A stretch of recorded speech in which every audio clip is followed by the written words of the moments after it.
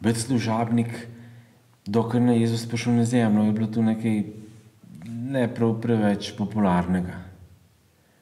Današnji evangeljski odlomek nam predstavlja Jezusove momente, ki je sam postal popularen. Grke so slišali o njem, verjetno same dobre stvari, učenci so navdušeni, ampak Jezus začne govoriti kar neke stvari, ki se zdi na prvi pogled, da nima nobene veze s tem, kar če od njega. Ampak kdor hoče biti Jezusov učenec, naj se odpovaj, naj se nauči izgubljati, zgubiti predsodke, zgubiti sebične namene, predstave o tem, kdo je Bog ali pa kdo bi mogel biti. Na koncu se mora navaditi izgubiti samega sebe. Pot, ki jo je Bog izbral, da nas reši, pa bi res lahko izbral katerokoli, ampak je izbral glih to zadnje, da je sam sebe zgubil na križu.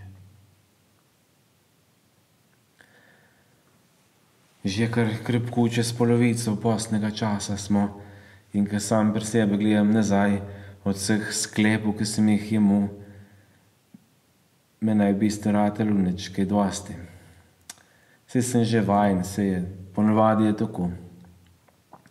Ampak če je še kdo tam zunaj, ki morda deli to žalostno stanje z mano, naj je Božja beseda današnje nedelje malo spodbudi, da je pot k Bogu pravzaprav pot k dole, pot poraza.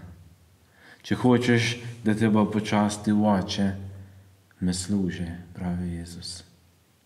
In takoj v naslednjem poglavju Janezovega evangelija pravi, da je Jezus svojim izkazal ljubezen do kraja. Kako jim je izkazal? Tako, da se je postavil na zadnje mesto. Jezus je alfa in je omega, te zadnje. Zato da tebe ali pa mene ne bo treba biti nikdar te zadnje.